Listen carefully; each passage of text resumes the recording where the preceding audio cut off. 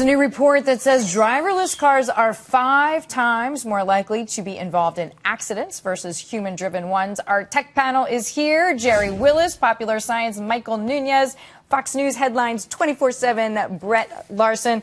So, Gerri, why do you think this is? Come on, does anybody trust the technology? I can't get my iPhone to work. An entire car driven by technology.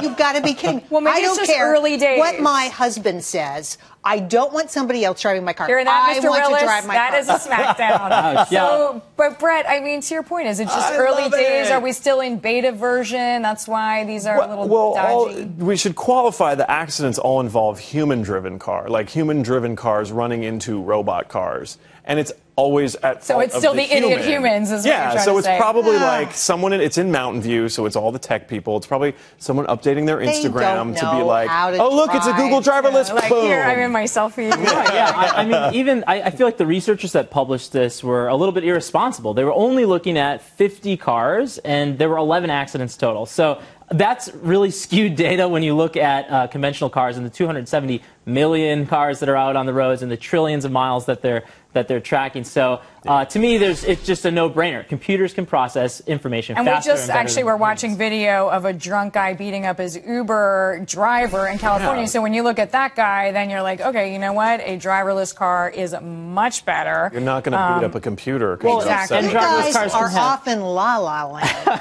I want to be in charge of my own car. Driving your own car is freedom. Right? Well, you get to go where you want, when you want to. But you tell the car where you want to go. I think the sum total of this conversation is probably Gerri is the only good driver out of all of us. There might be some truth to that. I actually have to kind of edge over because that's true for me. All right, if you're not crazy about self-driving cars, what about robot buses? They're already used in Europe. They go slowly.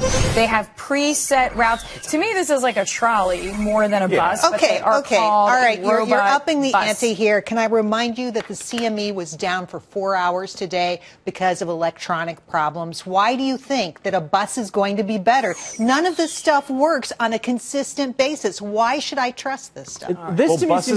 Go ahead. This seems to me like a natural first step. So right now, Google and Facebook lots of people in and a number of other technology companies are actually shuttling their employees from door to door. And so if they can automate that, why wouldn't they? These are the leading tech brands in America. It looks like a tram to me. It reminds me of like when you go to the airport or you go to Disneyland and you get on the People Mover. It's got a little track somewhere and you're going around. And granted, I will say at JFK, I sat on the air train for 45 minutes and almost missed my flight. And I was upset because there's no conductor that you can be like, hey, I got a plane to catch. Right. But I feel like it's going to be safer. Right. There is no one to be able to officially ignore me when I complain. Who can I tweet at? I'm so angry. Hashtag stuck on air train. Like, that's what's going to happen. That's all you got, baby. That's all you got. All right, Gerri, still for humans, it's still for cars. And Michael Nunez, Brett Larson, thank you very much.